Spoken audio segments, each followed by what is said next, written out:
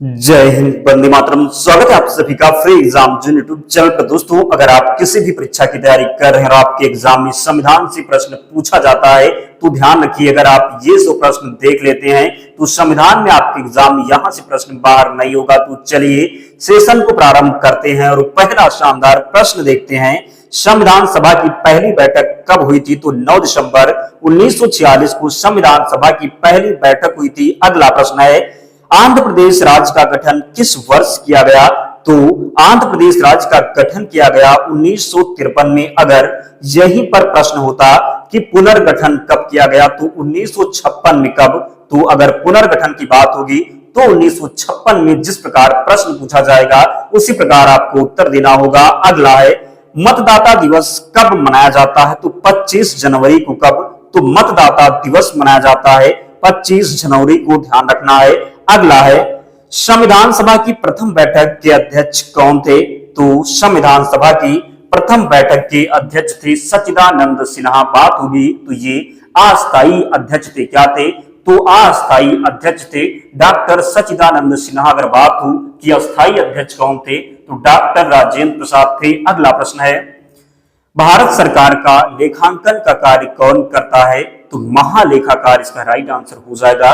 भारत सरकार का लेखांकन का कार्य महालेखाकार के द्वारा किया जाता है। नेक्स्ट है, भारत सरकार का प्रथम विधिक सलाहकार कौन होता है? तो महान्यायवादी भारत सरकार का प्रथम विधिक सलाहकार होता है। उद्देश्य का प्रस्ताव किसने प्रस्तुत किया? तो पंडित जवाहरलाल नेहरू के द्वारा उद्देशिका को प्रस्तुत किया गया। ध्यान रखना है, उद्देश्य का प्रस्ताव किसने प्रस्तुत किया? तो पंडित जवाहरलाल नेहरू ने। अगला प्रश्न है, प्रधानमंत्री के कर्तव्यों का उल्लेख किस अनुच्छेद में है?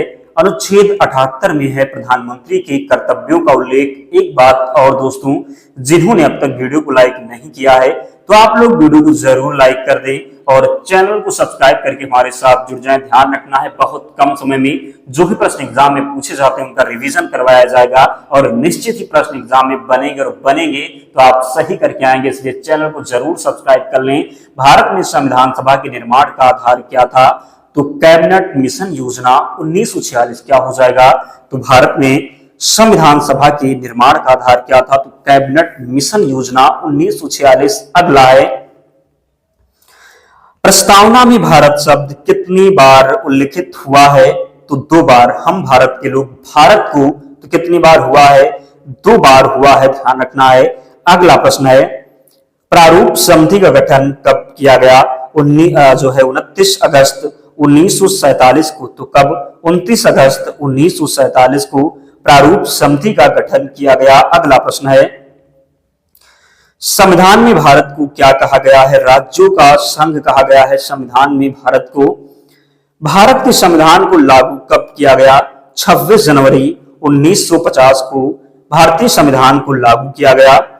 संपत्ति का अधिकार मौलिक अधिकार के रूप में किस संशोधन द्वारा समाप्त किया गया? तो सही उत्तर हो जाएगा 44वां संविधान संशोधन था। क्या था?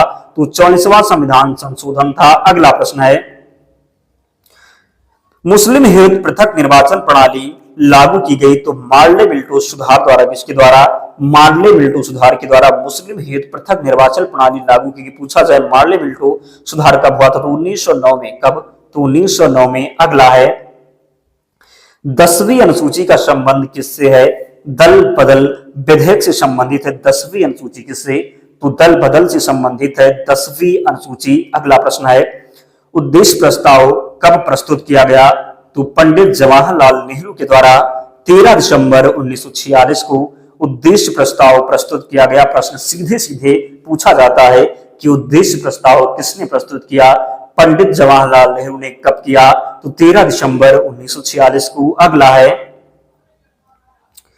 नगर पालिकाओं को संवैधानिक मान्यता किस संशोधन द्वारा प्रदान की गई? तो नगर पालिकाओं को संवैधानिक मान्यता किस संशोधन द्वारा प्राप्त की गई? तो 74वां संविधान संशोधन था। झंडा समिति के अध्यक्ष कौन थे? तो जेबी कृपलानी थे झंडा समिति के अध्यक्ष। अगला प्रश्न है, धार्मिक स्वतंत्रता का अधिकार किस अनुच्छेद के अंतर्गत आता है? अनुच्छेद 25 के अंतर्गत धार्मिक स्वतंत्रता का अधिकार आता है। पंचायती राज दिवस कब मनाया जाता है? 24 अप्रैल को मनाया जाता है पंचायती राज दिवस। भारत के संविधान को अंगीकृत करने की तिथि क्या है? तो 26 नवंबर 1949 है भारत के संविधान को अंगीकृत करने की तिथि। अगर पूछा जाए कब लागू किया गया तो आप सभी को पता ही है। देश के एकमात्र निर्विरोध राष्ट्रपति कौन चुने गए? नीलम संजीव रेड्डी। कौन? तो देश के एकमात्र निर्विरोध राष्ट्रपति चुने गए नीलम संजीव रेड्डी। अगला है, प्रारूप समिति को कब पारित किया गया? 23 फरवरी 1948 को। कब? तो 23 फरवरी 1948 को जो है प्रारूप समिति को पारित किया गया। अगला प्रश्न है, पॉकेट वीटो का इस्तेमाल किस राष्ट्रपति ने किया? तो पॉकेट वीटो का इस्तेमाल किया ज्ञानी जैल सिंह ने। किसने? तो ज्ञानी जैल सिंह ने। उद्देश्य प्रस्ताव कब पारित किया गया? 22 जनवरी 1947 को। कब? तो उद्देश्य प्रस्ताव कब पारित किया गया? 22 जनवरी 1947 को। भारत में जनहित याचिकावाद का जनक किसे कहा जाता है? पीएन भगवती को कहा जाता है भारत में जनहित याचिकावाद का जनक। अगला प्रश्न है, संविधान सभा के अस्थायी अध्यक्ष कब बने? कौन और कब बने? तो पहले प्रश्न में हमने आपको बताया कि अस्थायी अध्यक्ष थे डॉक्टर राजेंद्र प्रसाद, और जब बात होगी अस्थायी अध्यक्ष की तो अस्थायी अध्यक्ष हो जाएंगे डॉक्टर राजेंद्र प्रसाद, और अस्थायी अध्यक्ष डॉक्टर सच्चिदानंद सिन्हा हो जाएंगे। 11 दिसंबर 1946 को बने राजेंद्र प्रसाद, जरूर ध्यान रखें। अगला है, संयुक्त उच्च न्यायालय की स्थापना किसके द्वारा की जाती है? संसद के द्वारा।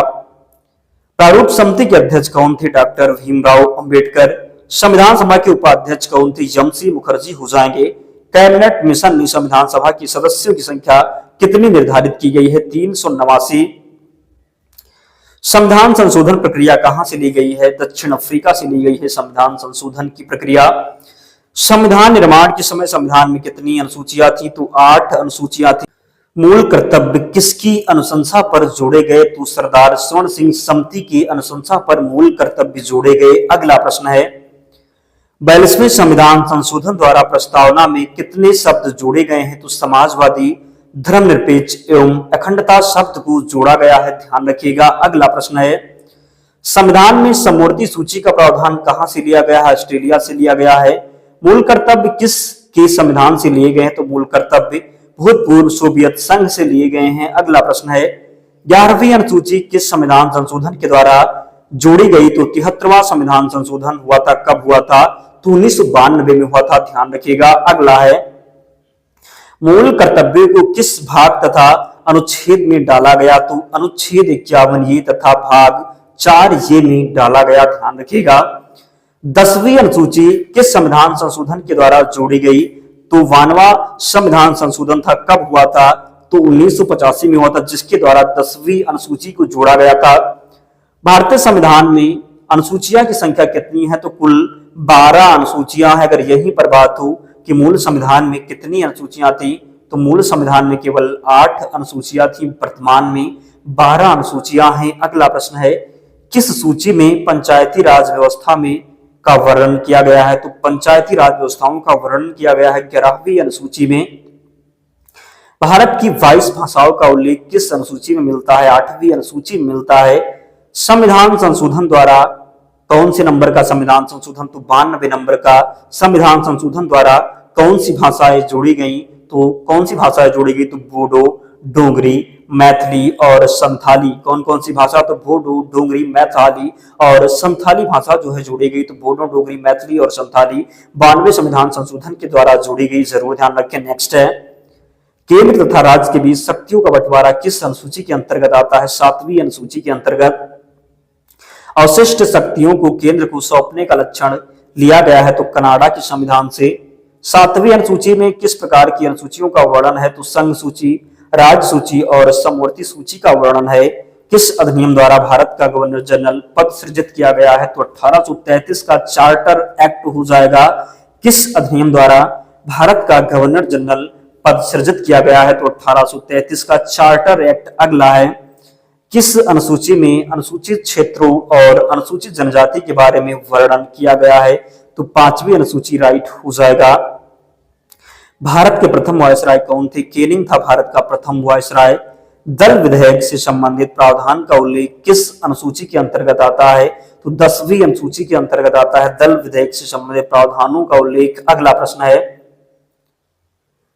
14 वर्ष से कम आयु के बच्चे कारखाने में काम नहीं कर सकते, किस अनुच्छेद के द्वारा कहा गया है? तो अनुच्छेद 24 के द्वारा कहा गया है। अगला प्रश्न है, वायसराय का पद कब सृजित किया गया? 1858 का भारत शासन अधिनियम था। हम भारत के लोग जैसी शब्दावली का उल्लेख संविधान में कहाँ किया गया है? तो प्रस्तावना में किया गया। हम भारत के लोग भारत को प्रभुत्व संपन्न करता, तो ध्यान रखना है हम भारत के लोग जैसी शब्दावली का उल्लेख संविधान में कहाँ किया गया है? तो प्रस्तावना में। अगला है, न्यायिक समीक्षा की अवधारणा कहाँ से ली गई है? अमेरिका से ली गई है न्यायिक समीक्षा की अवधारणा। बंगाल के पहले गवर्नर कौन थे? वारेन हेस्टिंग थे बंगाल के प्रथम गवर्नर। राष्ट्रपति किस अनुच्छेद के द्वारा दोनों सदनों की संयुक्त बैठक बुलाता है? अनुच्छेद 108 हो जाएगा। सर्वोच्च न्यायालय के प्रथम मुख्य न्यायाधीश कौन थे? हीरालाल जेकानिया। भारतीय संविधान का सबसे बड़ा स्रोत क्या है? तो 1935 का भारत शासन अधिनियम। पंचायती राज संस्थाओं को संवैधानिक मान्यता हेतु किस समिति ने सिफारिश की थी? तो लक्ष्मी मल्ल सिंघवी ने। 1935 के अधिनियम को किसने दास्ता का अधिकार पत्र कहा? तो पंडित जवाहरलाल नेहरू ने। अगला है, संविधान सभा के संवैधानिक सलाहकार कौन थे? Sir VN. राव हो जाएंगे संविधान सभा के संवैधानिक सलाहकार। विधि दिवस कब मनाया जाता है? कह सकते हैं विधि दिवस या फिर संविधान दिवस 26 नवंबर को। कब? तो 26 नवंबर को। मंत्रिमंडल शब्द का उल्लेख किस अनुच्छेद में है? 352 में है। प्रथम बार राष्ट्रीय ध्वज कब फहराया गया? 26 जनवरी 1930 को प्रथम बार राष्ट्रीय ध्वज फहराया गया। अगला है, शिक्षण संस्थानों में धार्मिक शिक्षा का प्रतिबंध किस अनुच्छेद के तहत लगाया गया? तो अनुच्छेद 28 हो जाएगा। कांग्रेस के किस अधिवेशन में पूर्ण स्वराज की घोषणा हुई? तो लाहौर अधिवेशन था 1929 में। किसकी अध्यक्षता में? तो पंडित जवाहरलाल नेहरू की अध्यक्षता में। मतदाता की आयु 21 वर्ष से घटाकर 18 वर्ष किस संविधान संशोधन द्वारा की गई? तो 61वां संविधान संशोधन 1989 में हुआ था। जरूर ध्यान रखें। नेक्स्ट है, डॉक्टर भीमराव अंबेडकर किस प्रदेश से संविधान सभा में सदस्य थे? तो मुंबई से। कहां से? तो मुंबई से। राष्ट्रीय ध्वज की डिजाइन किसने तैयार की? पिंगली वेंकैया ने। आधुनिक भारत का मनु किसे कहा जाता है? डॉक्टर भीमराव अंबेडकर को। दोनों सदनों की संयुक्त बैठक को बुला सकता है राष्ट्रपति बुला सकता है। भारत में प्रथम आम चुनाव कब हुआ? 1952 में हुआ। नवीं अनुसूची किस संविधान संशोधन द्वारा जोड़ी गई? तो नवीं अनुसूची जोड़ी गई। प्रथम संविधान संशोधन हुआ था 1951 में। संविधान संशोधन द्वारा प्रस्तावना में संशोधन किस संशोधन के द्वारा किया गया? तो 42वां संविधान संशोधन 1976 में हुआ था। अगला है, शोषण के विरुद्ध अधिकार किस अनुच्छेद के अंतर्गत आता है? तो शोषण के विरुद्ध अधिकार आता है अनुच्छेद 23-24 में। मौलिक अधिकार किस देश के संविधान से लिए गए हैं? तो अमेरिका से लिए गए हैं। मौलिक अधिकार किससे? तो मौलिक अधिकार लिए गए हैं अमेरिका की संविधान से। किस संविधान संशोधन द्वारा दिल्ली को राष्ट्रीय राजधानी का दर्जा दिया गया? तो 69 नंबर का संविधान संशोधन था। ईस्ट इंडिया कंपनी के शासन का अंत किस अधिनियम द्वारा किया गया? तो 1858 का भारत शासन अधिनियम हो जाएगा। लोक लेखा समिति में कितने और किस सदन के सदस्य होते हैं? तो 22 सदस्य लोकसभा से और 15 सभा लोकसभा से 15 हो जाएंगे और राज्यसभा से 7 सदस्य हो जाएंगे। राष्ट्रीय आपात किस अनुच्छेद में कौन सा अनुच्छेद का नंबर को जाता है? तो अनुच्छेद 19 हो जाएगा। संसद की प्रथम बैठक कब हुई? 13 मई 1952 को। कौन अपने पद की शपथ नहीं लेता? तो लोकसभा अध्यक्ष। 73वें और 74वें संविधान संशोधन के समय देश के प्रधानमंत्री कौन थे? पीवी नरसिम्हा राव। भारत का राष्ट्रपति किस अनुच्छेद के अंतर्गत आता है? तो अनुच्छेद 52 के अंतर्गत। महाभियोग की प्रक्रिया का उल्लेख किस अनुच्छेद में है? अनुच्छेद 61 में है। भारत का उपराष्ट्रपति किस अनुच्छेद के अंतर्गत आता है? तो अनुच्छेद 63 के अंतर्गत आता है भारत का उपराष्ट्रपति। भारतीय संविधान का मैग्ना कार्टा किस भाग को कहा जाता है? भाग 3 को भारतीय संविधान का मैग्ना कार्टा कहा जाता है। धन विधेयक को संसद के किस सदन में पेश किया जाता है? लोकसभा में पेश किया जाता है धन विधेयक को। डॉक्टर भीमराव अम्बेडकर ने किस अधिकार को भारतीय संविधान की आत्मा कहा है? तो संवैधानिक उपचारों का अधिकार किसमें है? तो अनुच्छेद 32 में है। किस संशोधन द्वारा संपत्ति के मूल अधिकार को एक कानूनी अधिकार बनाया गया? तो 44वां संविधान संशोधन था, 1979 में हुआ था। राज्यसभा का पदेन सभापति कौन होता है? उपराष्ट्रपति होता है राज्यसभा का पदेन सभापति। केंद्र और राज्य के बीच संबंध समवर्ती सूची और प्रस्तावना की भाषा कहां से लिए गए हैं? तो ऑस्ट्रेलिया से। राष्ट्रपति संसद में कितने सदस्य मनोनीत करता है? तो 12 सदस्य हो जाएंगे। प्राक्कलन समिति में कितने और किस सदन के सदस्य होते हैं? तो लोकसभा के 30 सदस्य होते हैं। धन विधेयक किस अनुच्छेद में उल्लिखित है? अनुच्छेद 110 में है। प्रांतीय संविधान समिति के अध्यक्ष कौन थे? सरदार वल्लभ भाई पटेल थे। दोस्तों लगभग हम अंतिम प्रश्न की ओर बढ़ रहे हैं, तो जिसने भी वीडियो को लाइक नहीं किया आप लोग लाइक कर दें और कमेंट करके जरूर बताएं कि आपको प्रश्न कैसे लगे। अगर आप डेली ऐसे चाहते हैं कि टॉपिक का 100 प्रश्न जो एग्जाम में पूछे गए हैं तो आप लोग कमेंट करके जरूर बता देना। पीडीएफ हम आपको टेलीग्राम चैनल पर प्रोवाइड करवा देंगे। संसद में धन विधेयक को प्रस्तुत करने के पूर्व किसकी अनुमति आवश्यक है? तो राष्ट्रपति की। क्या होगा? संसद में धन विधेयक को प्रस्तुत करने के पूर्व किसकी अनुमति आवश्यक है? राष्ट्रपति की।